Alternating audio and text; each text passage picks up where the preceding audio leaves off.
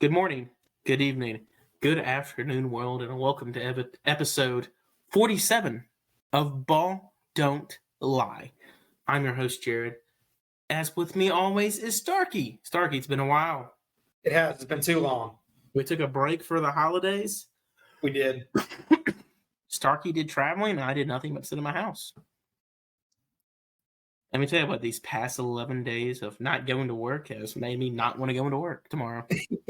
I believe that. Not for the fact that I don't want to work, it's just the fact I like playing Xbox, hanging out with my kid, and watching sports all day long, and watching movies. That sounds like a dream to me. Man, I binge watch a bunch of stuff. Still haven't watched Ted Lasso. You finally watched it. No, I did not. I almost did. You need to. Well, my wife wanted to watch it, but then neither one of us wanted to watch it at the same time, so... When she wanted to watch it, there was a bowl game on that I wanted to watch. I'm like, nah, no. Sports. Folks, a lot has happened in the past, what has it been, almost 2 weeks? Just about 2 weeks. Yeah, it's about 2 weeks since our last show. And folks, we're still going to be about an hour, but a lot has gone down. And we're talking about the NFL, college football, college basketball, NBA, and we have a special segment inspired by Dalton Starkey at the end. Starkey does not know anything about this segment. I came up with it last week, and my wife helped me do it. Starkey, let's start off with, we have the LSU Tigers playing today in the Citrus Bowl against Purdue. Yep. Wasn't much of a game. Many Purdue fans, like my in-laws, said it's going to be a blowout. Don't even watch it. The final score was 63-7. Purdue starting. Go ahead. And Purdue didn't score until, was it like early in the fourth quarter? Early in the fourth quarter. Yeah. They were missing their starting quarterback, starting wide receiver, starting tight end, defensive players, head coach. Everybody was out. Man, that was with Drew Brees as a special assistant coach, too. Which I kind of think they did that just to get some notoriety, saying, oh my gosh, we're relevant. One of those things. I mean, Citrus Bowl is better than Liberty Bowl, but we'll get Liberty Bowl in here in a second. But starting off the day, we had some groundbreaking news go about our Baton Rouge friends. Yeah. So Mr. Keyshawn Boutte, I probably butchered his last name. I think it's Boutte. Was it? Yeah, I think it's Boutte. Okay, yeah, it's Boutte. Keyshawn Boutte originally said he was going to play in the bowl game. Then a couple weeks ago, he said, yeah, I'm going to go to the draft instead. I'm going to sit out. Well, we kind of found some light to it per some Reddit post. Keyshawn Boutte, Destiny Wilson, who is the on-campus recruiting coordinator for LSU, Cortez Hankton, is the wide receiver coach and is also the highest paid wide receiver coach in college football. J.R. Belton is the director of recruiting, and Corey Phillips, the associate director of player personnel. Apparently, during the SEC championship game in Atlanta, they were caught having some weird adult activities going on. Yeah, that's what we're going to go with. And I say weird because it was I say weird just because it was 4 guys and 1 girl. Yeah. That's weird. That's messed up. Your guy to girl ratio is a little off there. But hey. I know Lonely Island said I can't. You know what? You'll get mad at me if I start quoting stuff, so I'll stop. I was going to quote Lonely Island, but so apparently, which normally I would be all for it, but this is Boutte was dismissed from the team. That's the reason why he declared for the draft. They gave him that. Miss Destiny Wilson, the lone female of the affair, resigned on the 8th. She has a history of this sort of behavior. And they didn't know about this till afterwards. So this all broke today. And I know you said, sorry, my Coke went down the wrong pipe. I know you said in a group chat with some of your people that that she was her tweets are now private? Yes. After this news broke, she took her Twitter account and made her account private, which, as one of the people in my group chat who shall remain nameless, said, if there wasn't any truth to it, there would be no reason to take this kind of action. So somewhere down the line, there has to be at least a little bit of truth to this story. So, well, per the Reddit post, right now, yeah. Weird stuff. Per the Reddit post, it says that Hankton will be relieved of duties immediately after the bowl game. And we know if we see him or somebody, or he either resigns or gets fired or quits, then I think it's a true story. And I know you said there was a recruit, a former player who was considering going back to LSU. Yes. A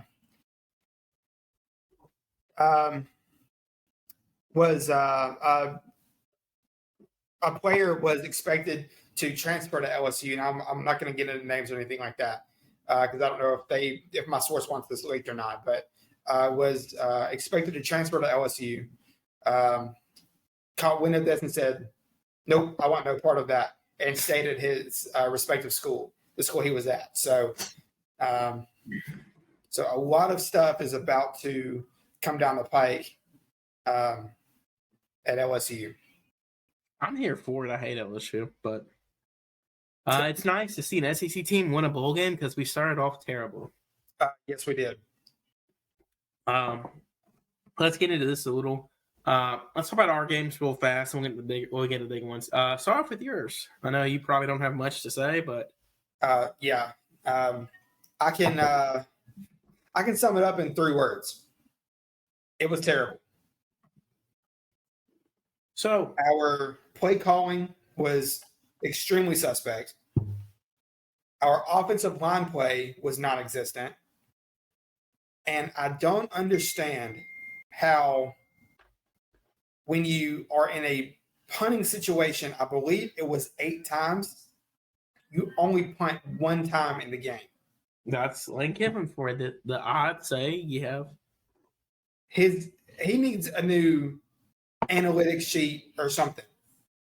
He must be listening to my boy Brian Kelly. He must be. Because 2 of the punts that he went for were on his own 29-yard line, I believe. 1 of the punts was on his own 8-yard line. Obvious punting situation. I believe it was 4th and 6. They got 3 yards.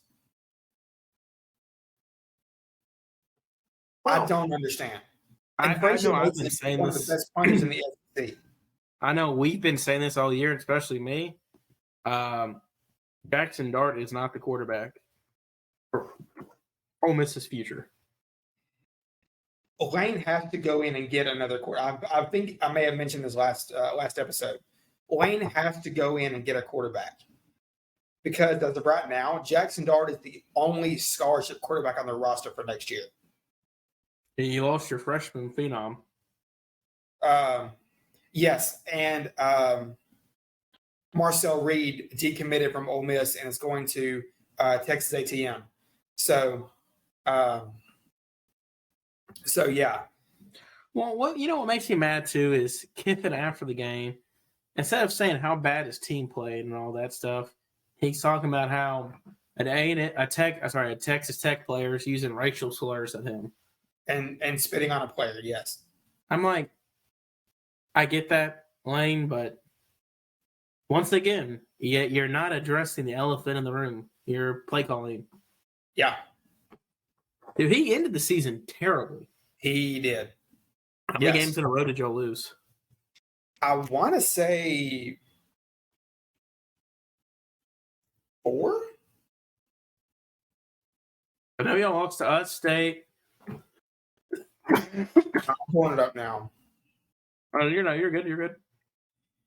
But man, it's just and he doesn't care. No, so he doesn't. I would be fine got with his him. bag. Yeah. 4 in a row and 5 of the last 6. Our only win in the last 6 games was a 3-point win against Texas A&M. So, a win's a win. It is a win.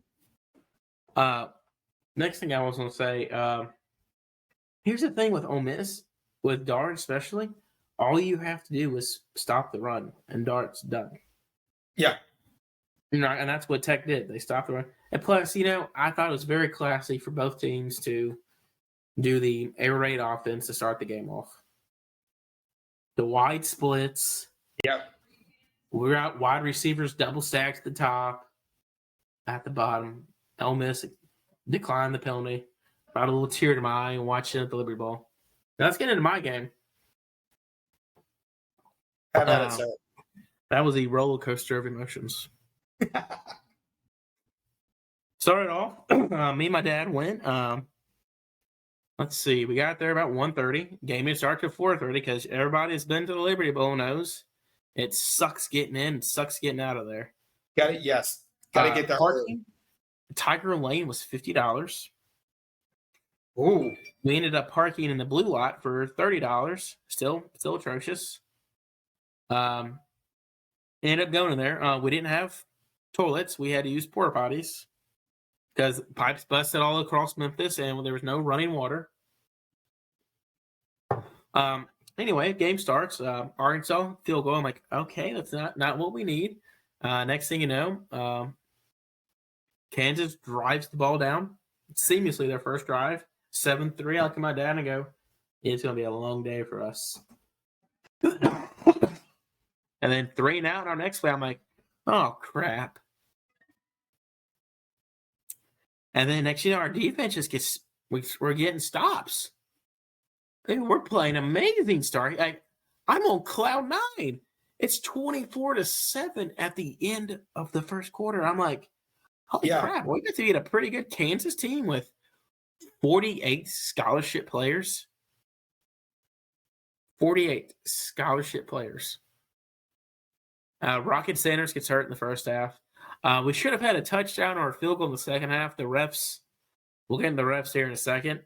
They missed a crucial pass interference. Granted, KJ threw the ball a little too forward or a little too far on a slant to Isaiah Satano. But the defensive back was there way before the ball was even at him. So ended up intercepting it. But hey, what do I know about football, right? Right. Third quarter, not much happens. It's a fun third quarter. We're on cloud 9. It's 38-20. I'm like, hey, let's go. And then the fourth quarter was sad. It was sad. I went to a sad place. A&M scored 18 points. 15 of those 18 points came with 2 minutes left in the ballgame. Arkansas had a 99.6% chance. That's actually where I started watching that game because we were in my mother-in-law's house, and I flipped it to y'all's game with 1:35 left in the fourth quarter, and Kansas had just scored.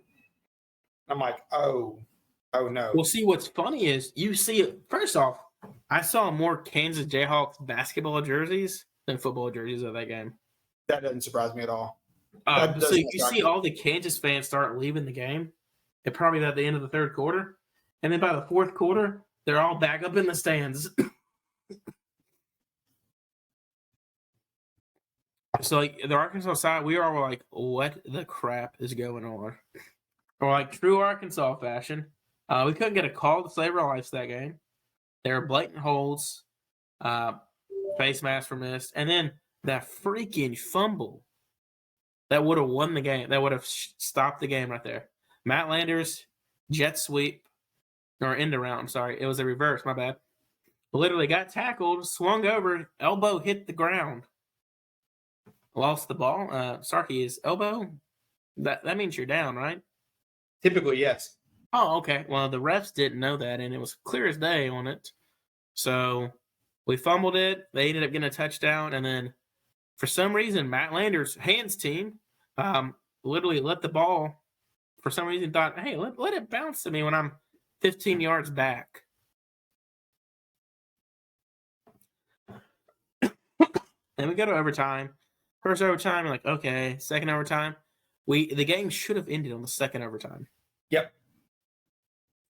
I'm all for making the right calls. I get if it's on us, yes. If it's on the opposing teams, make it. But who has the balls to make a targeting call on the final play of the game in double overtime? In double overtime. Now, I'm all for making the right call, but come on now. That was interesting to say the least. It's like, bruh. On Quincy McAdoo, who I've said it before, that guy, I'm going to talk about in a second, that guy's going to be a stud. He had an interception, and he knocked the guy out that game. Clean on a clean tackle, shoulder into him. Yep. He knocked the Kansas wide receiver out. He knocked the one off him. They showed him on TV. He was puking on the sidelines because he got hit so hard. Ooh. Yeah. And to think that guy was a wide receiver for 8 games. Or like 7 games. And now he's one of our starting cornerbacks. Wow. Right? But then you see a double overtime, I guess triple overtime, we score, and then they run a reverse pass to their backup quarterback, who they literally have a tight end wide open in the end zone. You probably saw it. Literally wide open. Yeah. I could have seen it. I saw it. I think everybody saw it. They didn't throw it to him. Everyone saw it but the quarterback. Yeah. Then you see Hunter Yurchek making. I texted everybody saying Pac-12 refs are the worst because my phone died that game, and everybody's like, "Are you alive? Are you okay?" I was like, "Yeah, we're good. Like a win's a win. It was ugly. I mean, we just blew a 25-point lead, but hey, a win's a win. People can say all they want to, but hey, look at that. That's 2 years in a row you win a bowl game. That helps. And I would say we're carrying that morale, but we're really not. Oh, and then you see the next day, guess what the refs did? The NCAA said that wasn't a targeting call. So not only would Quincy have to sit out the rest of the overtimes, he would have had to sit out the first half of next year's game. Which I did not realize that until earlier this bowl season.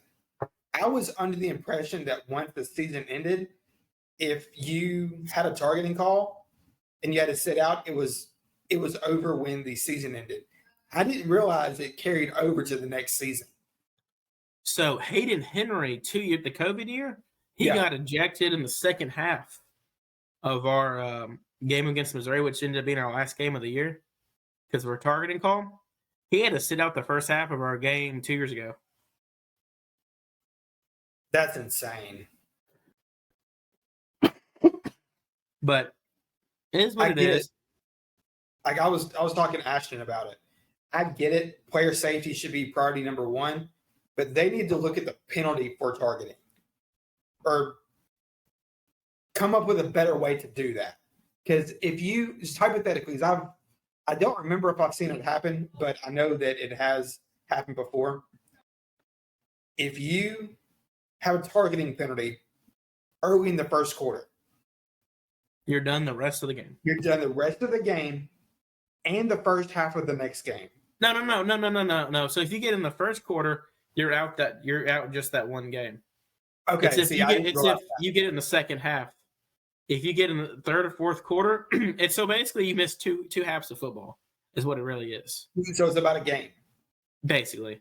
So the ideal thing for you if you get one, is to get it in the very end of the second quarter. That way you only miss the remaining. Yeah.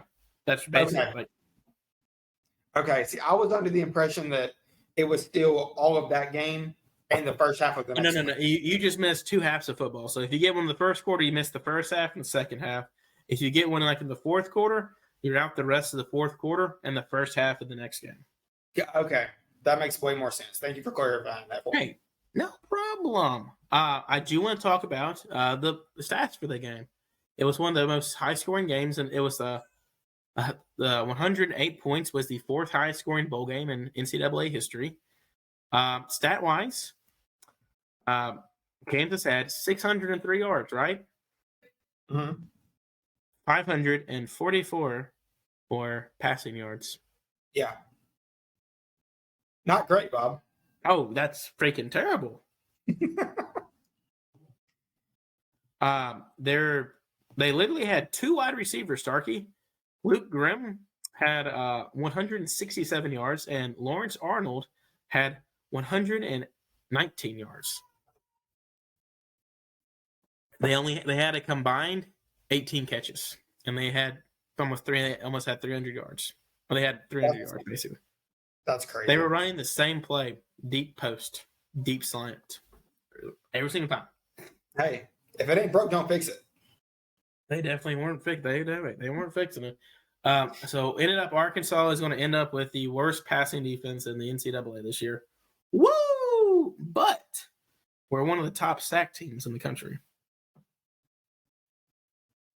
So the next day, shortly after that, one of our defensive captains, Simeon Blair, entered the portal. Everyone's like, "Oh my gosh, this is terrible."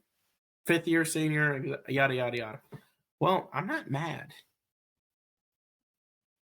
So out of 379 defensive players that have played over 700 snaps, he ranks 368th. Oof. In overall grade for the year. He has given up 7 passing touchdowns. His defensive grade for the year was a 51. Yikes. That was the lowest of any SEC player that played 700 snaps. So you're not missing a lot. Right. We may do better. Hey, addition by subtraction is a real thing. Correct. Let's get into some bowl games real fast. What to you has been the best bowl game?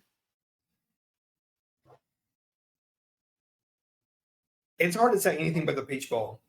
I know we're going to get into the Cotton Bowl here in a little bit, but that Peach Bowl was just incredible. Honestly, here's the thing. I'll go out on a limb and say this was probably the most exciting year for the College Football because I was on the Fiesta Bowl. Just seeing the little TCU literally taking down Goliath. Yeah. They were 7.5-point underdogs. And you just see that dude, they were playing lights out. I want Max Duggan. Granted, his stats aren't great, but I want him on my team if I'm an NFL person. Oh, he's got heart. So his deep ball is one of the best deep balls in all of college football. Mm-hmm. But they said he lacks some stuff here and there. They said he's probably going to run a 4.6. I was reading somebody compared him to a Sam Ehlinger or Tim Tebow. I'm like, what? This guy can throw it. The other two couldn't. Yeah. This guy can read a defense. But I think he'll have a good career as a backup. I don't think he'll ever be starter level, but I think if he can have a Chase Daniel type career, Colt McCoy type career, I think he's gonna be a Gardner. He's gonna get a shot to start, and I think he will make a lot of it. So my thing is, with TCU's win, the Big 12 is now 1-4 in the college football playoff. OU was previously the only Big 12 team to make it, and OU was 0-4. Oof. But yeah, going back to the you said the Peach Bowl, dude. How about that? That was a thing of beauty. The mailman delivered again. He's literally putting doubters to shame. Yes. And I get it. He's not an NFL quarterback. But dude, it's hard not to root for that guy. He Absolutely. had 400 passing yards. It was 398, but he had 400 passing yards and 3 touchdowns. And you and I were talking before we started recording tonight, and you made the comment that he will probably, if not, he'll probably be, if not, will be the only player to lead his team to 2 national championship games, win 1, possibly 2 of them, and not be drafted. I mean, I think you read somewhere. You said you read somewhere he could be a 6th, 7th round draft pick. I don't know. He's gonna be a clipboard guy. Sneak in, but I think he'll be a hot commodity when the draft's over. And then you see Georgia drive down. So the end of the game, the fourth quarter was the best. Yes. You literally see Georgia is they're down, they're trailing. Stetson Bennett leads them down the field, touchdown. C.J. Stroud, you're a guy that's supposed to take your team, who's in consideration to be a top overall draft pick. Mm-hmm. Drives them down the field, gets them in field goal range, knuckleball. Okay. What? I think his name was something Ruggles. I can't think of his first name. What was he thinking? The lights got too bright.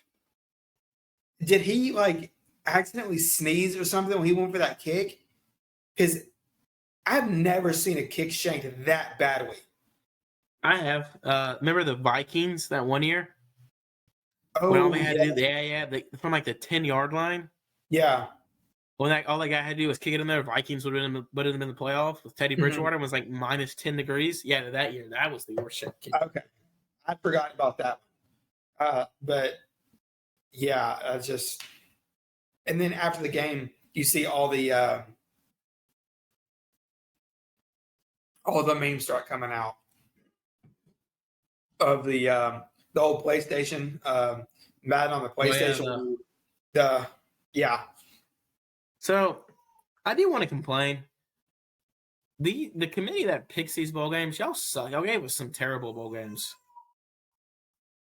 Like State and Illinois, I know we have State fans listening. That game was terrible to watch. Which, real quick though, shout out to Mississippi State for winning one for the Pirate. You know what? I'm so glad they did the helmet, the pirate flag on the helmet. I too. Yeah, that was. I called it. Cool. That was cool to see. I was hoping they would do something. But you knew both teams. State's a check down pass team. I think even with Mike Leach, the score would have been exactly the same. Yeah. But you got a Brett Bielema team that just runs the ball and they play defense. Mm-hmm. What they did at Arkansas. And then you got a State team that literally just passes the ball 5-10 yards down the field. Yep. I think it was 20. The only reason why it became a 29 is they scored 29 points was because they returned the fumble Ruski back for a touchdown. Yeah. I thought the very last play of the game. Uh-huh. And then you see the Illinois guy punching the sign at the end. It was funny. But the worst bowl game that I watched, I don't know why I watched it, was the Music City Bowl. Oh, see, you're a better man than I. I couldn't do it. Why? That was Kentucky and Iowa, right? It was Kentucky, Iowa. The over-under was 21 points. If you would have put money on, or 31 points, sorry. If you would have put $100 on it, you would have became out a pretty wealthy man. So Iowa was down to their third-string quarterback. Kentucky was down to the second-string quarterback. No team had their starting running back. No team had their starting wide receivers.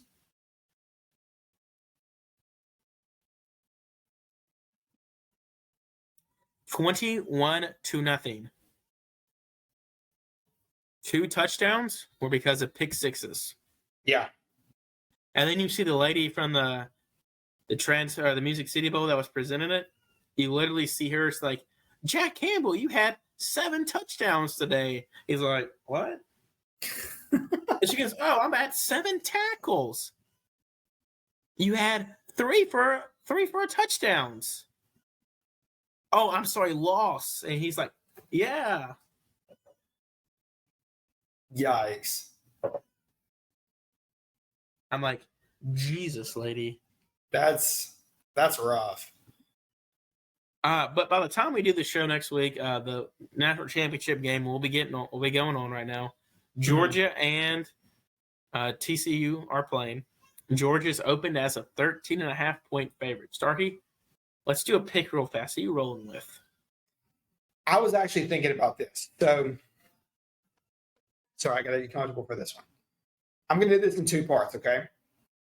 Okay. Give me Georgia to win the game, but give me TCU to cover the spread. I'm going out on a limb of faith.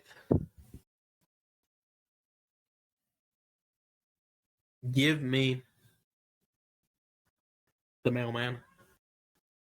I want TCU to win, but my heart says TCU. My gut says go with Georgia. Yeah. I know you're supposed to always follow your heart, but we're not doing that tonight. I know you want to talk about the Tulane and the membrane, as Josh Pastner called them. Yes. Before you get into that game, let me read this to you real fast. USC spent $30 million on their football program this year. Okay? Tulane spent $5.5 million.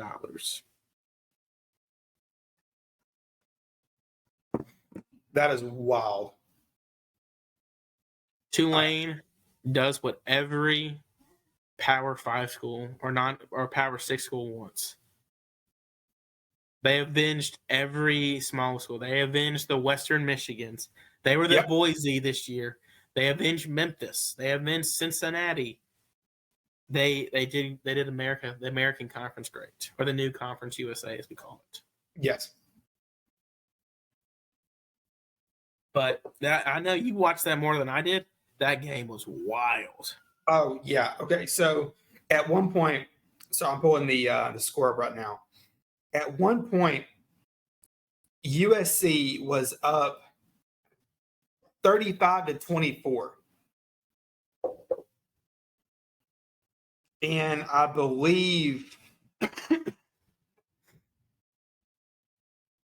it may have been it was in the second half, maybe the fourth quarter.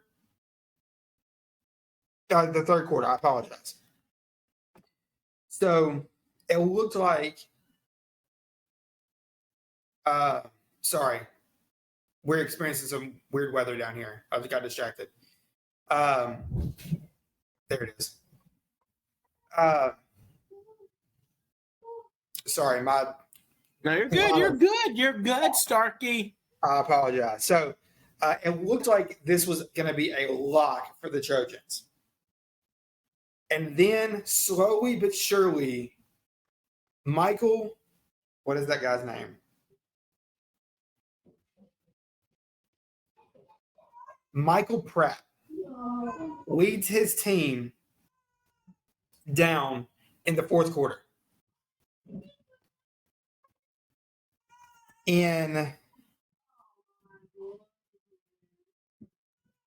Let's see. In 3 minutes and 20 seconds,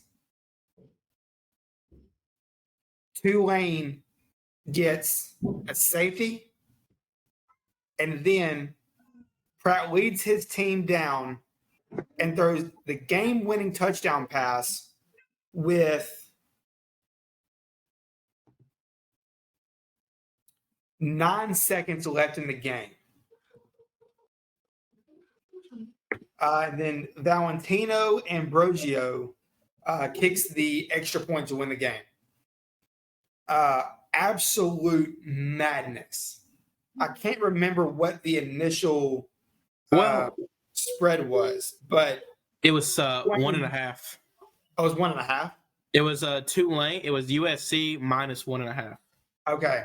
So that's honestly Tulane covered. Tulane covered. Yeah, Tulane covered. One outright and covered. So, but what's more impressive is they did this with a fully healthy and stacked USC team. Yes, they did. I mean, this USC defense has been the question mark all year, and Tulane literally ran the ball down their throat.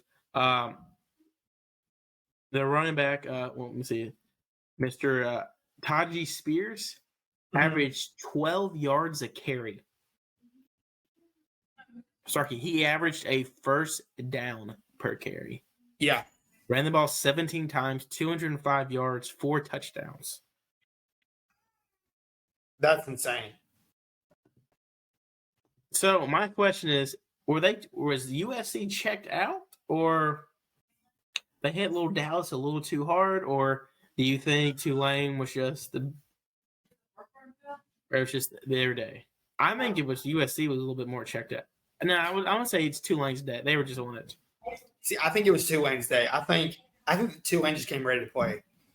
I mean, if your team puts up 45 points offensively, I'm going to tell you, you're going to win that game every single time, almost every single time. Yeah.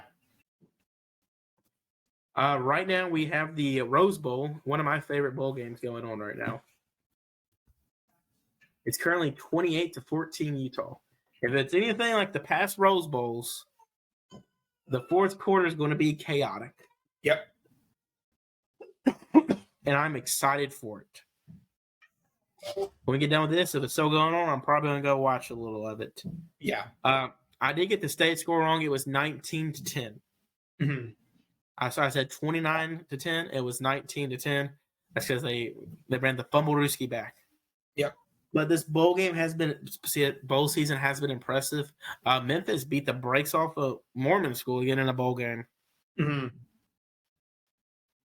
Let's go. Memphis, I would still say we're going to carry this success on to next season, but it's not looking good for Not looking promising. Because that leads me to my next thing, the transfer portal. I want to get into that. Real Memphis quick. ended up having 3 guys in the span of an hour entered the portal. One of them was your star wide receiver. Can't find it. Hang. Sorry. I had it pulled up. Gosh darn it. But you had a camera. Oh, here it is. Sorry. Javon Ivory and Caden Prescorn, who was your number one and number 3. Prescorn was number 1 leading receiver for the year as your tight end, and Ivory was your number 3 leading receiver. Both of them entered the portal. And Cameron Jackson, your big defensive lineman, 6'5", 330. Entered the portal. Literally 10 hours later, it's, hey guys, I'm committed to Florida. Yeah. Go Gators. And you're like, what? There's some fun business going on there. Dude, there is. So, Arkansas had a guy enter the portal right before the show started, Jordan Dominic. He was our second leading sacks this year with 9.5. Granted, he only had 2.5 in SEC play, so not too worried. But he committed. He said, "Yeah, I'm coming back for one more year in Arkansas." Then he said, "Yeah, I'm entering the portal." So the NCAA has to monitor this crap. Like it's terrible. Like there's a website now on 3 Sports. You can literally look online to see what a player's NIL value is. Yes.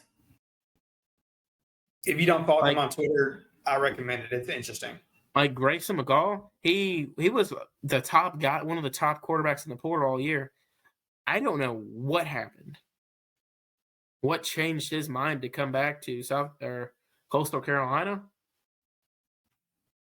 But he could have gone anywhere, got the bag, and still would have gone to the NFL. Yep. So I guess they figured out some money or something. But this whole transfer portal thing, they got to freaking regulate it. Yeah. They do. And here's the thing, like 10 years, like it's not, here's the thing. You as a fan, you go to a bowl game, and you don't anticipate you being down like us. I didn't anticipate us to be down to 48 scholarship players. Right. You never and do. You got guys declaring for the draft and sitting out bowl games. Like, play your freaking bowl game. play in it. One, it's going to help you. I promise you, it's going to help your draft stock a little. Yeah.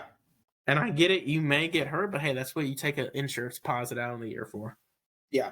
Like Purdue, they would have still lost today, but I have a feeling their starting quarterback, his brother died last week, but their tight end and wide receiver, if they would have played, they would have had a better shot today. They maybe would have scored 28 points, maybe.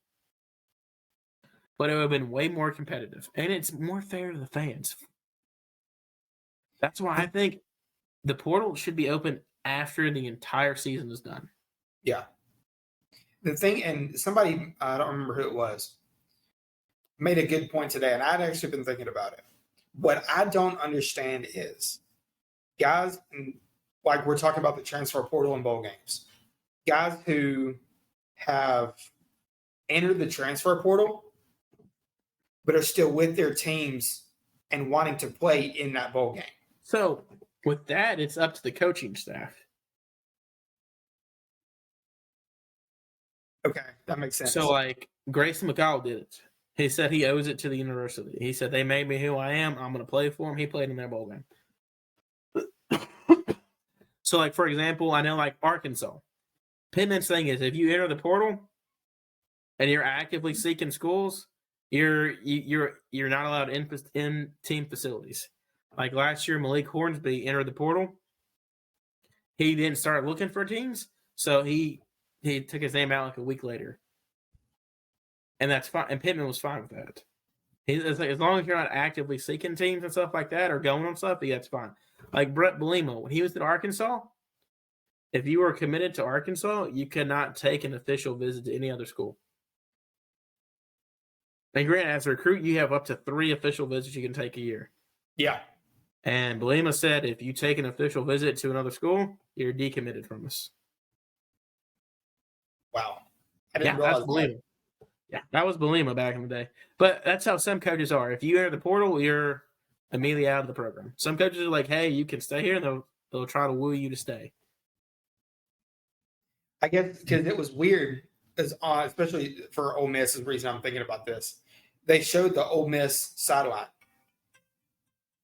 Luke Altmaier entered the transfer portal 2, maybe 3 weeks before the bowl game. And he's still sitting on the sideline. And he was already committed to Illinois, too. The next day, he commits to Illinois. If you already know where you're going, I don't understand why you would suit up for the bowl game. Was he actually suited up, or was he? Yes, he was in uniform. So with that, he probably was just suited up. I don't think him and Kippen probably had something agreed to that he wasn't going to play no matter what. But the NCAA has to step in and regulate this crap. Yeah, they do. Like it needs to be after the bowl games. I know they can't regulate guys not playing in the bowl games, but Matt Corral did the biggest thing last year when he played in it. I have so much respect for that guy, and I hate Ole Miss, but I have so much respect for that guy for staying in the bowl game. Let's jump to NFL. Let's do it. Boy, we're getting closer and closer to the end of the season. Technically, the season would have ended last year. It started off with the Cowboys and the Titans. The Titans literally were starting guys who had probably never played before. Yeah, on a Thursday night game. Joshua Dobbs was on the team for like 10 days. His parents had to drive his car from Detroit down to the Titans facility because he was on the Lions practice squad. They drove his car down there for the game day on Thursday. He looks good. He's the starter this week. Dallas cruised to an easy win. Not mad. Dolphins Patriots. Boy, remember when everyone was talking about how great this Dolphins team is? Yeah. So I saw an interesting fact today. It's the Dolphins started off the season with 3 straight wins, right? Then they had 3 straight losses. Yep. And they won 5 games in a row. Now they're losing 5 games in a row. Yeah. So we'll get into their scenario in a second. But with now that Teddy Bridgewater's hurt with a broken bone in his throwing hand, they're relying on a 7th-round rookie to lead them to the playoffs. Yeah. And Skylar Thompson. Tua, I'm real fast. I'll be shocked if that man plays next year. Yeah, a lot of people are calling for Tua to retire. And hear me out, even if he doesn't retire, if he takes one more big hit to the head, he's done. They will retire him, yes. Granted, one of the concussions he never should have got, but that's neither here nor there. Right. That's just terrible play calling there. So the next game, let's get into the Browns and the Commanders. Hey, what happens when you start Carson Wentz, Starkey? Nothing good. Oh, you take an L. Like you said, nothing good. They're on a 4-game losing streak. Remember, we were all talking about how the NFC East has a chance to have all 4 teams. Yeah, not anymore. Yeah. Once you start Wentz, you took yourself out of the running. Then we had, I didn't even pay attention to this game, the Falcons and Cardinals. I didn't even watch it. I didn't even care. I didn't either. I would be shocked if Cliff Kingsbury's back next year. They paid him a fortune. They literally paid him and Kyler Murray the bag this offseason. So, I mean, and we need to talk about it real fast. The GOAT, J.J. Watt, has announced he is retiring from the NFL. Yes, I'm glad you brought that up. I think that shocked the entire world. I know some people it shocked was the Cardinals. They were interviewed some of the players and the coaches. Kingsbury, I believe it was Kingsbury, said he didn't tell anybody. You would think that's something you would run by your coach and probably your GM. I think it's just him literally saying, I think it's just a respect that nobody on that team has respect for Cliff Kingsbury. Yeah, true. And hear me out. The guy, okay, so he was a great OC. He was a great OC at Texas at Houston with Case Keenum, and then he inherited Johnny Football. Got the job at Tech. At Texas Tech, he had 2 winning seasons, Starkey. 2 winning seasons. 1, 2, 3, 4. He went 2 out of 6 seasons. He won 2 games. Now, I guess you could say, okay, his offense every year, minus 1 year, it was 55th. It was always in the top 25 in the country. It was 23, 55th, 2nd, 5th, 23rd, 16th scoring in the country. His defense, the best year they finished was 87th. Yeah. So, with that being said, I don't think the players have respect for him. He's not a great coach. I would love to have him as an assistant. My OC. Oh, yeah. He's one of those guys for sure that if he's your OC, you're golden. But he should not be a head coach. And he is the poster child. I've said it about Matt Luke, but Cliff Kingsbury is goated when it comes to failing up. So he gets tired. J.J. Watt is more than likely going to end his career with 112 regular season sacks. Yep. He is a 3-time Defensive Player of the Year. Yep. He is honestly one of the best players in NFL history. How many rings does he have, Jared? 0, because in his 11-year career, he made the playoffs 1, 2, 3, 4, 5, 6, 7. He made it 7 times. And in 2016, he didn't play at all because he was on the injured reserve. Out of 7 years, or 6 years really, he only made it to the divisional round twice.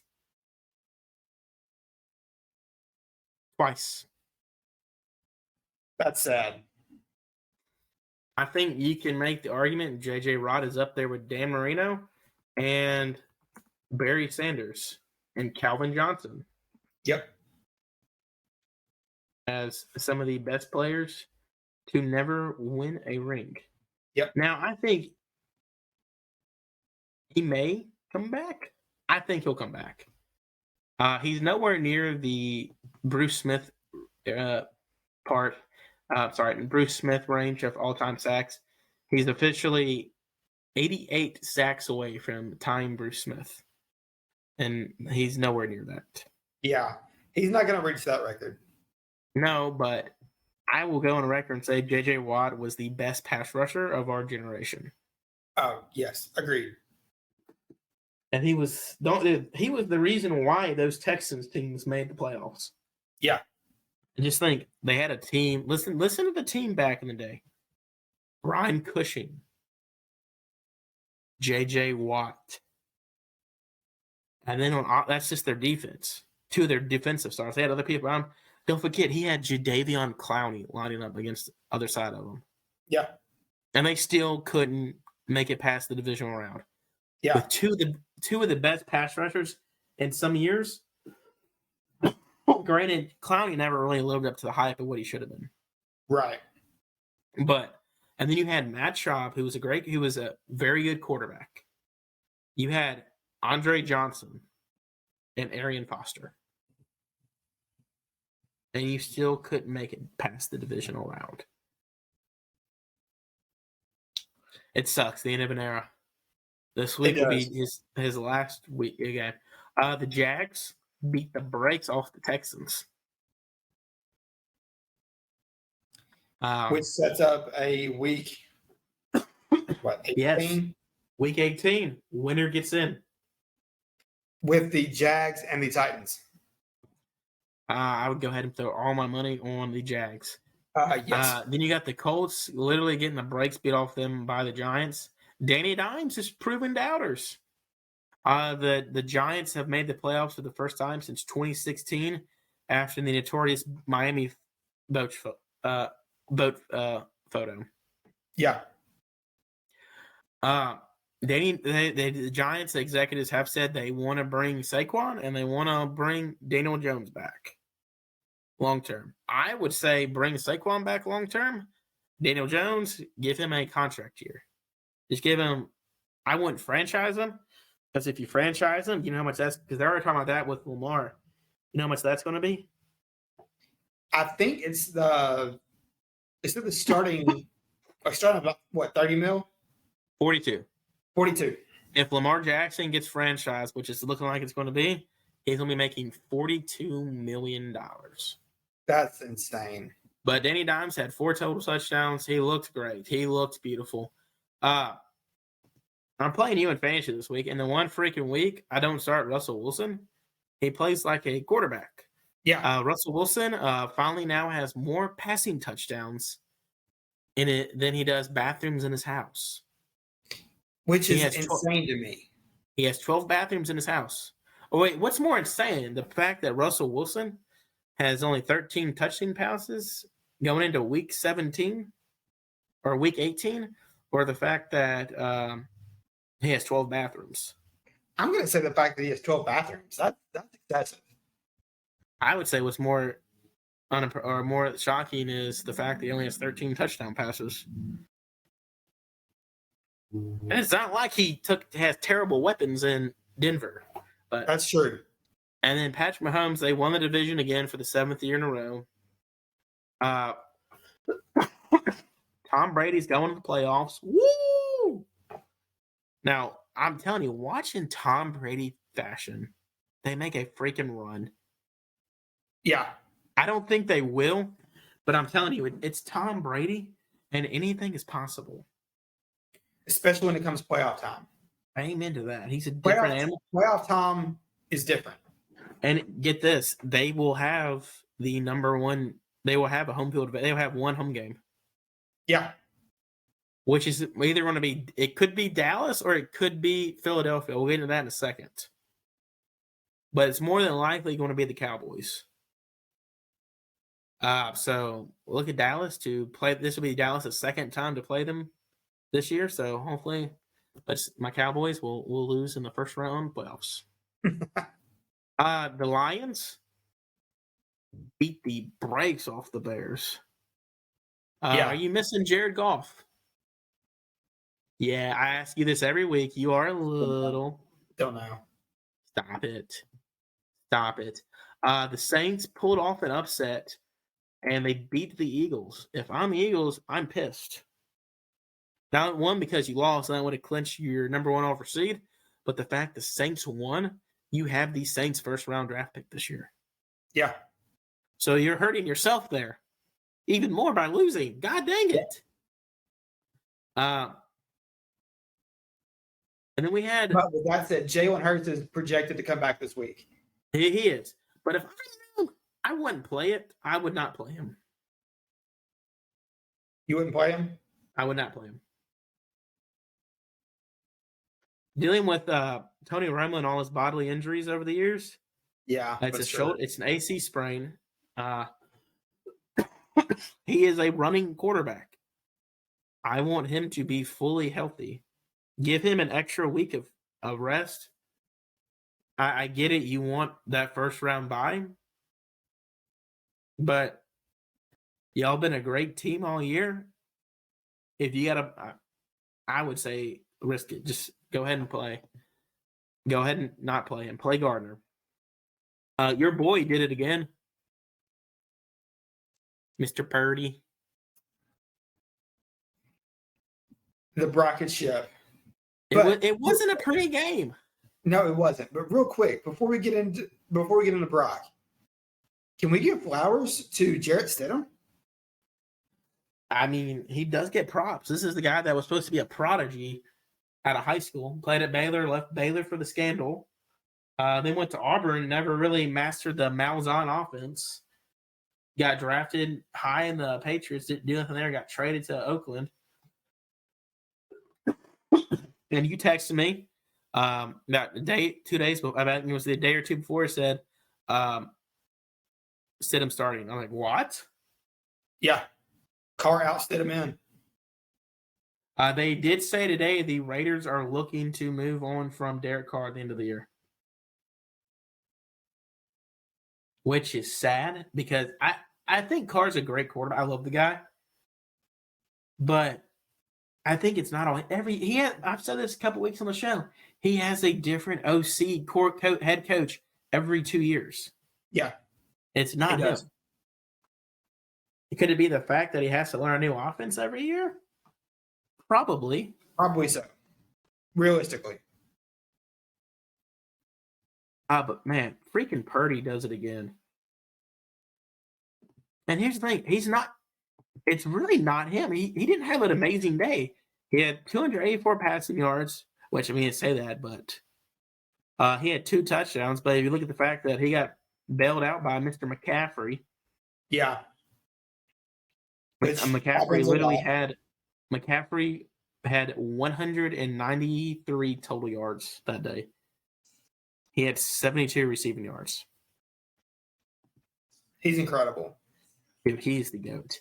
And then we'll skip it real fast. The Rams Chargers, unless you get it. I know. I'm sorry. No, It's the next game on the list. I'm sorry. No, we're good. Okay. Nothing is weird. Okay. The bakery is closed? Yeah, bakery closed. Well, I mean, you can't really fault him. He has no one to throw it to, or he has no one to throw it to him or block it for him. That's true. Cam Akers finally had a game, though. How about that? Aaron I would Rodgers? love to see Baker come back as a backup, but I think somebody will give him some starter money. Aaron Rodgers? Relax. Yeah. We'll get into the scenarios in a second, but relax. The Packers control their own fate. Yeah. Per usual. I think I have to bleach my hair. I'm not looking. God, them losing to the Panthers really scared me. Yeah. Also, so we'll get into the scenarios here in a second, but are the Vikings just not that? Is it Kirk Cousins or is it? See, Kirk Cousins when it's not, I saw a great meme the other day. It said Kirk Cousins when it's not a 120 kickoff, and he was dropping back to pass, and his head was completely flipped around. Yeah, they got the brakes beat off them. Yeah, it was. I mean, they're still going to win the division and get a home field advantage for the first round. But man, you see Justin Jefferson throwing temper tantrums on the sidelines. You see Jair Alexander shut him down. I think, what did Justin? Let me pull up his stats real fast. Justin Jefferson he had a terrible day. He had one catch. Yes. Kirk Cousins was 18 of 31 for 205 yards, 1 touchdown to 3 interceptions. Justin Jefferson had 1 catch for 15 yards, like you said. I was reading something, or it came on the game. The Vikings have the 28th run offense in the NFL, but they have like the 5th best passing offense. They can't. Yeah. Now apparently that's because all their offensive linemen are hurt. Then we ended up with a comeback. I turned this game off and was watching other stuff. I went to go watch. I was streaming a movie, but the Steelers and Ravens. Yes. Boy, Kenny Pickett. He looked good there at the end. He may be a starting quarterback after all. He did bail them out. Him and Jalen Warren really did bail them out, but yeah. Pickett did get the sign of approval from Mike Tomlin after the game. I don't know if you saw it or not. Mike Tomlin dropped an expletive when talking to his quarterback in happiness. So Tomlin was excited about what his rookie QB did for him at the end of the game. So we have an amazing Week 18 ahead of us. Let's get into some of the scenarios real fast. Are you ready? Yep, do it. So the NFC is still up for grabs.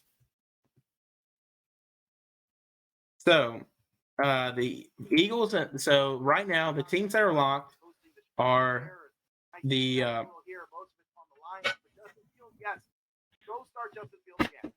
They are. I'm sorry. My computer started talking to me. It's the Bucks are going to be the 4th seed, and the Giants will be the 6th seed. Right now, the Eagles, 49ers, and Cowboys and Vikings could all still be the 2. The 49ers are the most probable team to be the 2 seed. If they win and the Eagles win too, they get it no matter what. Dallas has to have a lot happen to be the number 1 seed. Yeah. Dallas will be the 5 seed. If Dallas wins, the Eagles win, the 49ers lose, and the Vikings lose, Dallas will be the number 1 seed in the playoffs. If the Eagles lose and the 49ers win, then the 49ers will be the 1 seed per this website. So hear me out though, and here's the thing: it's championship weekend for almost everybody's teams and a bunch of leagues. I'm scared. Starkey.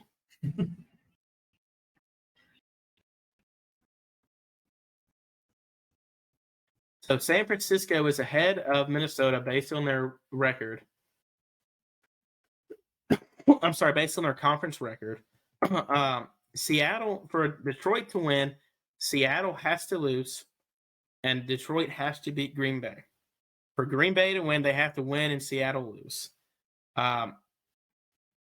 For Dallas to get the 1 seed, Philly has to lose. San Francisco has to lose, and Minnesota has to lose, and Dallas has to win. And then the Dallas would only get the number 1 seed just because they own the tiebreaker, because I think they were on the tiebreaker over the Eagles because of conference record. Yep. So, dude, it's going to be a great, great, great time.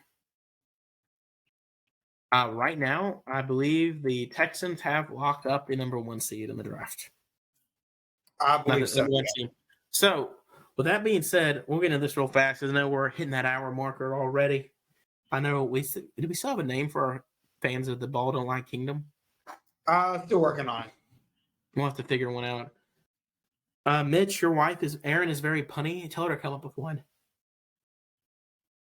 Yeah, because I know he'll be listening to this later on this week.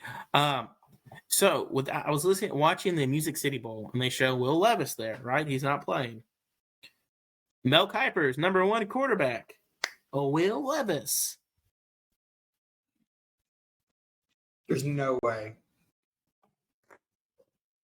Absolutely. I've been not. texting all my Colts friends, which is my wife's entire family, saying, Will Levis, Will Levis, Will Levis.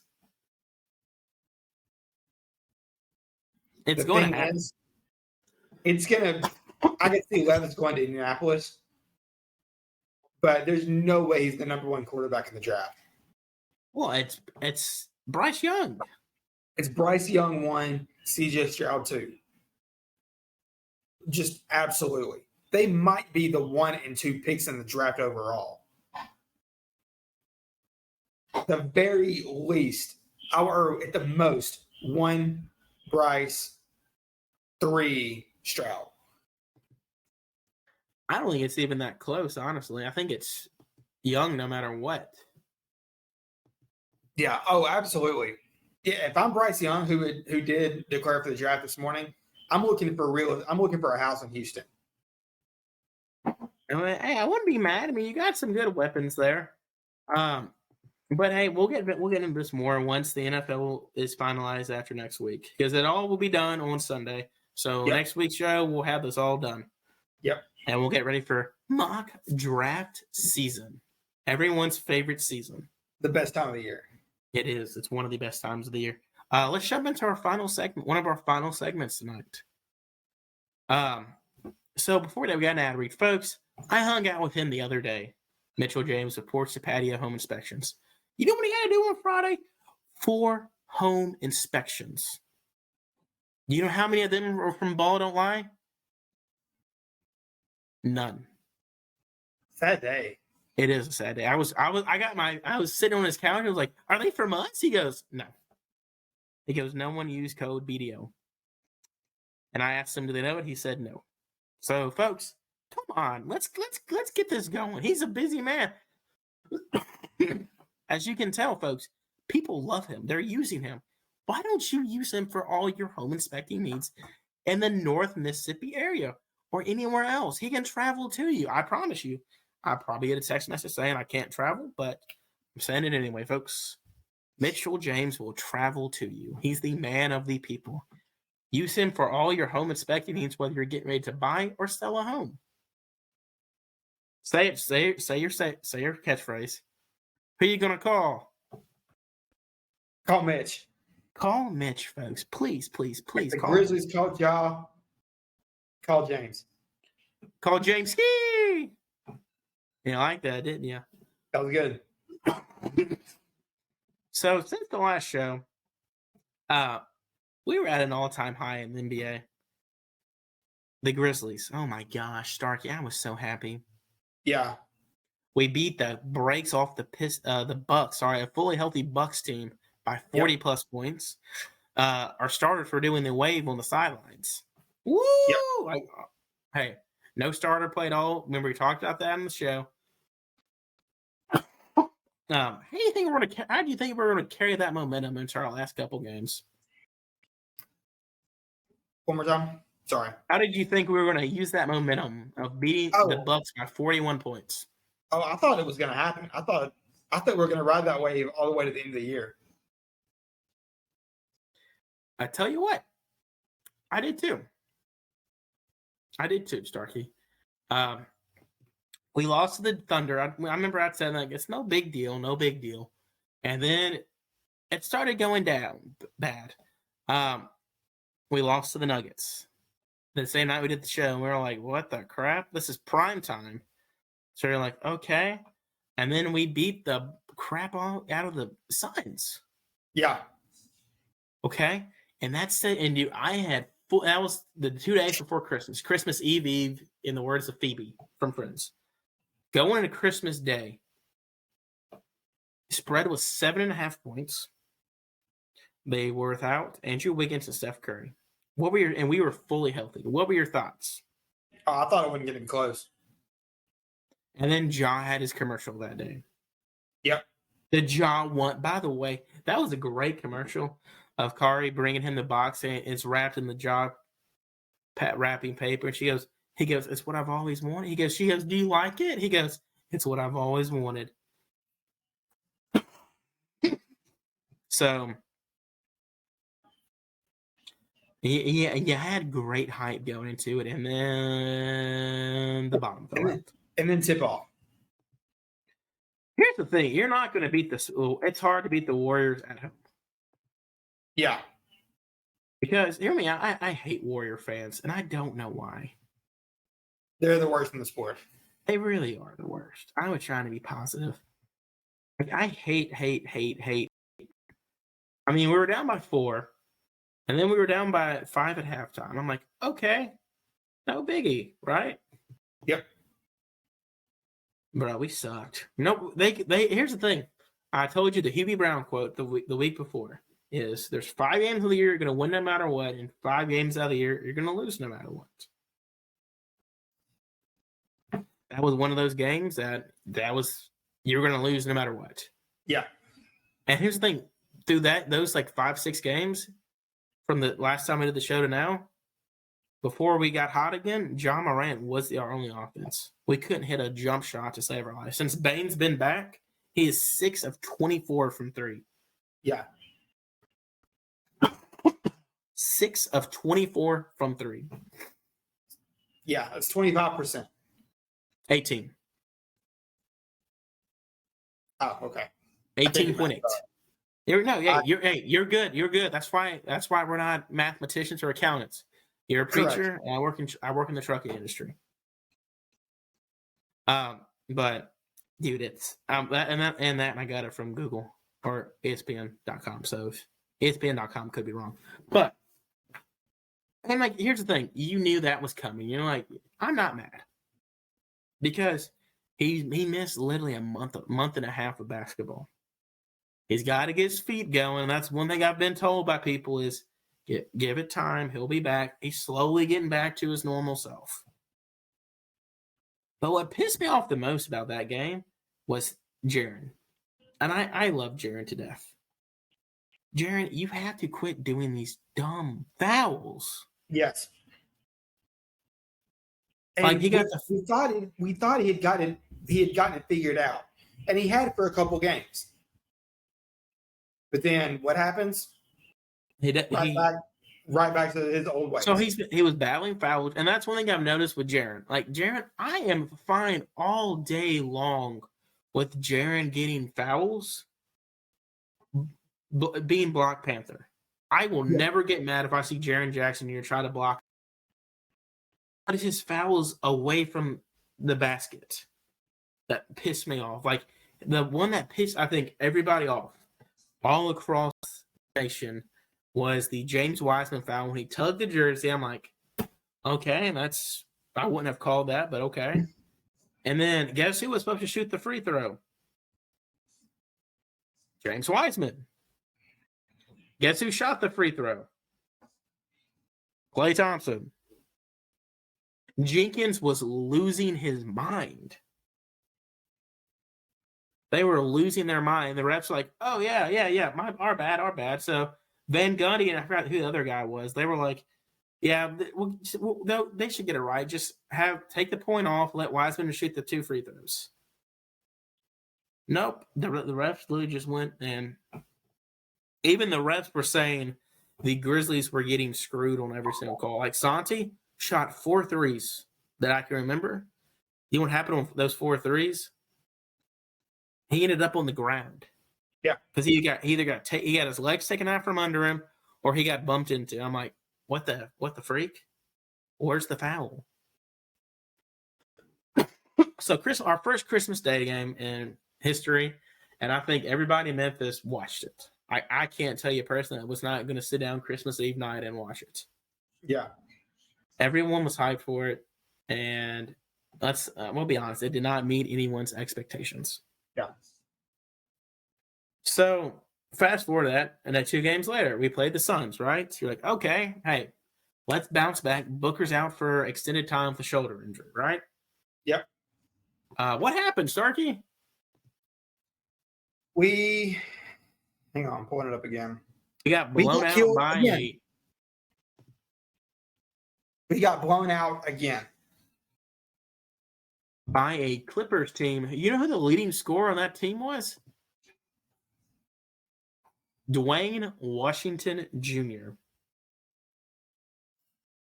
I had never even heard of this guy. I had to look him up. I had never heard of this guy. I didn't know who he was. I didn't know jack crap about this kid. But I'm just sitting there like, what the crap? We're literally getting beat by a guy that looks like he looks homeless. Yeah. And they couldn't. That was one of those nights too. They weren't missing a shot from three. And the Suns are not a 3-point shooting team, which shocks you with Booker and all that. The Suns shot 54% from three. 54% from three. Could not miss. Dwayne Washington was 5 of 9. Jock Landale was 2 of 2. Chris Paul was 4 of 5. That's insane. So I mean, there's nothing you can do. So I think Grizzly Nation was at an all-time low. I was super impressed. Yeah. But the 29th came around. We're in Toronto, baby. We beat the brakes off the Raptors. Ja looked good. The team's looking good, Starkey. Dylan Brooks, I'm not going to lie, man. My wife, I love it now that she's like getting more and more into basketball. Like every time she sees Dylan Brooks, she's like, I hate Dylan Brooks. She's like, I think everybody does, just because she's like she got more into basketball last year towards the end of the season when Dylan came back and during the playoffs. Like she was yelling at the TV during playoff games last year. And that's when Dylan was shooting us out of games. Yep. So granted, she has a bad taste in mind, like most fans do.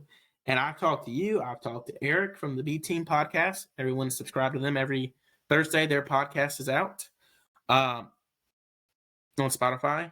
But, dude, if Dylan can take 14 to 16 shots a game, I'm not ever going to say a word. I'm fine with that. Because hear me out. He's going to, granted, besides the past 2 games in a row, the guy was playing amazing defense. Yeah. Besides the Suns game and the Warriors game, which Jordan Poole wasn't missing a shot, Dylan Brooks has played great defense all year. Plays great defense. Shoot, he was guarding Zion the other night. How many times are you going to put a 6'6" guy on probably the most dominant man in basketball? Not very often. And Dylan holds his own. But we ended up beating the Raptors. We looked great against and here's the thing. It's going to come out between us and the Pelicans for the first number of the winner of the Southwest. Southwest, yes. Remember, winner of that conference, you get a top 3 seed, or top 4 seed, sorry. Yeah. You're automatically a lock and get home court advantage first round of playoffs, which is that matters the most.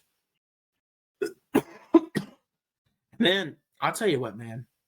The Kings, they are a fun team to watch. And I think the drought is finally going to come to an end. The 16-year drought will end this year. There's no way the Kings don't make the playoffs. This could be their year. They're doing way better than I think anybody gave them credit for, except maybe you. So my thing is, I was looking at it and I was like, dude, I keep forgetting that Kevin Huerter got traded to the Kings. I'm like, okay. You know what they traded him for? They traded Kevin Huerter this offseason for Maurice Harkless and Justin Holiday in a future first-round pick that's top 15 protected, and then it's top 10 protected from the Hawks. So they should get it this year. Should. But, dude, Kevin Huerter's having a great year. He's averaging 15 points a game, and he's shooting 42% from three. For the culture, baby. Hey, he knows his role, man. But dude, but last night we didn't have DC and we didn't have Zaire. Zaire, apparently his other knee was hurting him a little. Yep. DC was hip soreness, but I was told it's one of those like sprained right finger injuries. And then Desmond was off for injury, just day-to-day stuff. Danny Green hasn't made his return yet. But man, so last night and Santi was out. So your two big men were basically David Roddy and X. I love X so freaking much. I love Xavier Tillman. Like, I love that guy to death. But you know what's the most impressive thing about these past couple games? Aquaman. Yes. Starkey, the past 3 games, he's got a double-double. Which, granted, like, I say that, like, people are like, oh my gosh, that's easy for an NBA center to get a double-double. Not when you're Steven Adams, who doesn't really. Your job is to set screens and get rebounds. Yeah. But y'all listen to how many rebounds he's had the last 2 games. Go for it. So Toronto, he's got 14 and 17. So 14 points, 17 rebounds. New Orleans, 10 and 21. Sacramento, 11 and 23.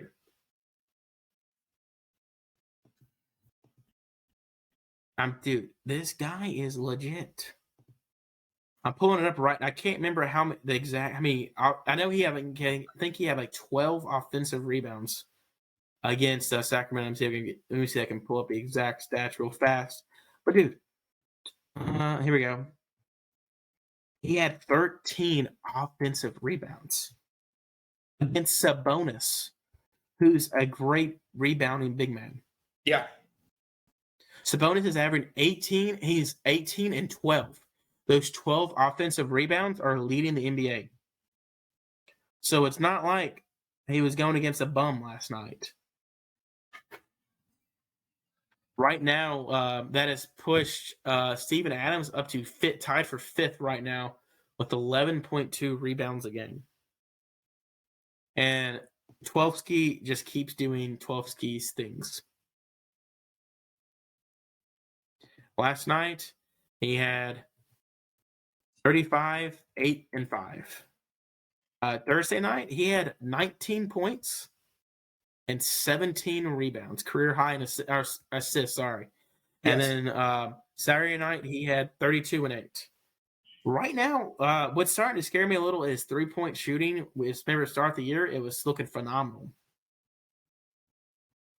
Granted, I think Josh is pulling up. Josh getting confidence more and more, which, hey, let it fly. But, man. But be smart about it. So, I have a question for you. Let me read off Luka the past couple games. I'm talking about our previous players. So, Luka the past couple games, past 5 games, 50 points, 8 rebounds, 10 assists. 32 points, 9 rebounds, 9 assists.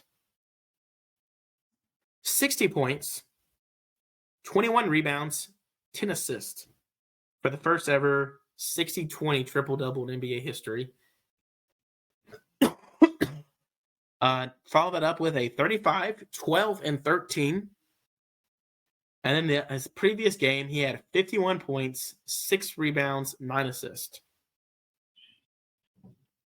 So, answer me this. Draft night, I was very high on 2 players, Luka and Michael Porter Jr. Yep. That's it. You know that to this day. I will still tell people as the 2 players I wanted in that order. And I wanted Bagley. Bagley was about my 3rd favorite player. Ended up, Luka went, the Hawks traded Luka at 3, traded him to 4, traded him to 5th. Mm-hmm. My question for you, Starkey, is would you trade Jaren and Ja for Luka? No. Okay.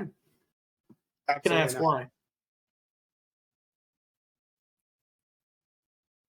while I think Luka would kill it down here in Memphis, I think Jaren and Ja, I think their mentality fits Memphis better than Lucas does. And they play so well together. You have to think how much you would be giving up in that 2-for-1. Because yeah, you're getting all the scoring and everything like that, but Well, I don't Ja think you would have the and same Jaren. core. Because remember, What? Jaren's last year, remember Jaren's rookie year is when the Grizzlies blew up the core 4. That's True. when they traded off Mark and they traded off Mike Conley at the end of the season. So with Luka, remember Luka's rookie year came off firing on all cylinders. Yep. So I'm like, that would change the total trajectory. Luka put the Cavs or the Mavs into contenders that year, playoff team that year. So it's kind of like, would he do the same for the Grizzlies? Because Luka, let me see. Luka's rookie year was the same year as Jaren. Luka's rookie year, he had, sorry, folks. His first year, he had 21 points, 6 assists, and 7.5 rebounds a game. He made the Mavs a 33-win team. They didn't qualify for the playoffs, but he did a lot on the terrible Mavs team. So my thing is, could he have done that with the Grizzlies team that still had some contenders on it? You still had JaMychal Green. You had that was actually not a bad Grizzly team until we made some terrible trades. Yeah. But you also had Tyreek on that team. No, Tyreek was the year before. Yeah. Before. No, my bad. So who knows? But I'd rather have 2 players to build around than just one, because, like you said, the core and all that. Hear me out. They're one rolled ankle away from falling apart. So with that being said, I want to get into the Grizzlies. Let's go into the next week of games. Or let's do the month real fast. Sorry, real fast, folks. Right now, the Mavs are the 4th seed right now. So the season ended today. It'd be Nuggets, Grizzlies, Pelican, Mavs, Clippers, and Kings as your locks. And then you would have the Suns, Warriors, Trailblazers, and Jazz. And right now, folks, this Jazz team is falling apart. Yeah. We said it before about, we've been high on them all year, but hey, you can only win so much with a bunch of role players. So you could be looking at some big trades. So I was looking at our schedule today, preparing for the show, and I think we have a great month ahead of us if we should get some big wins here. Just real fast before we wind it down. We have the Hornets on the 4th, so in 2 nights at Charlotte. What do you think? Win or loss? Win. Okay, that's 1 win. Grizzlies at Magic on the 5th, back-to-back. I'll go dub. Dub, okay. Then we got the Jazz on the 8th. Where is the Jazz are on a 4-game. It's here in Memphis. Remember, we've already done our 2 games at the Jazz, so we did it back-to-back. True. So now we got the Jazz here on the 8th.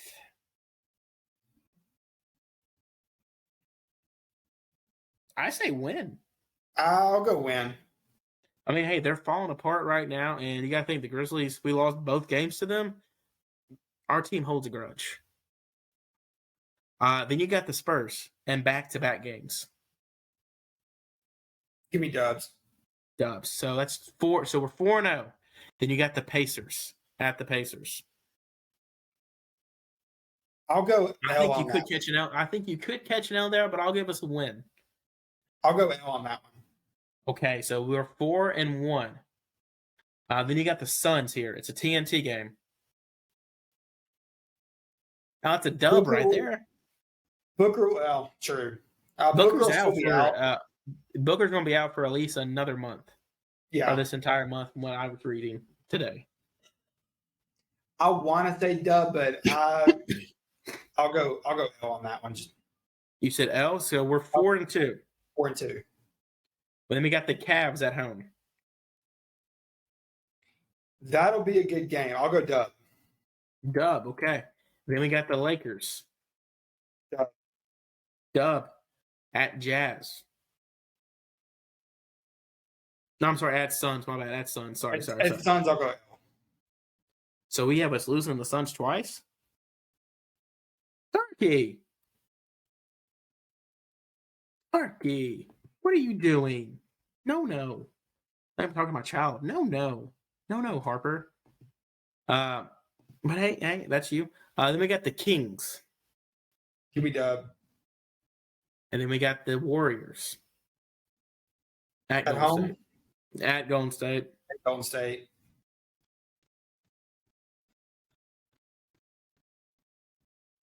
Just because it's at Golden State, give me an L on that one. Okay, give me one. I'm changing my mind. Give me the first game against the Suns. Give me a dub. Okay, so we're splitting that. And then we end the month with the Timberwolves and Pacers again. Give me 2 dubs. 2 dubs. So we got 1, 2, 3, 4, 5, 6, 7, 8, 9, 10, 11. So you have us winning 11 games this month. We got 1, 2, 3, 4, 5, 6, 7, 8, 10, 11, 12, 13, 14. So, hey, 11 and 14, I'll take it for the month. So add that with our 2 games already this month, or 1 game this month, sorry. You're looking at a 12 and 3. I'll take that all day long. So, wrapping up our show, this may be our longest show ever. Thank you to our fans for getting to the end. Starkey, you made a comment to me the other day. You sent me a photo that said, "Oh my gosh, I can't believe I'm older than him." Yes. You said it was about who? Steven Adams. Steven Adams, correct. So, with that being said, tonight's special segment is about players who you can't believe that are younger than Starkey. All right. Because Starkey's old. He's 30. I'm us off on the list. The Brown, Anthony Davis. Drafted in 2012. I actually knew that. Okay. He's played 7 years in the league. He was born on 3/11/93. The next one, Aquaman. Sorry. He was born on 7. I'm not gonna lie. Well, you also got to think too. It's hard. He's foreign. He is foreign. He did play a year in at Pittsburgh, but still. The next one, Bradley Beal, was drafted in the 2013 draft. He was born in 93. Wow.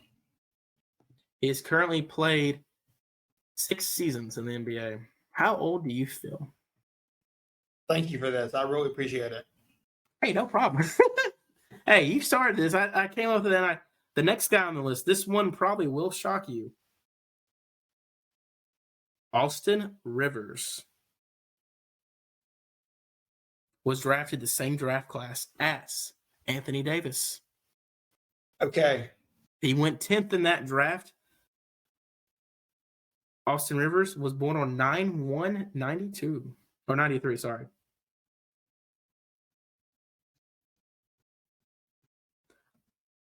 Andre Drummond.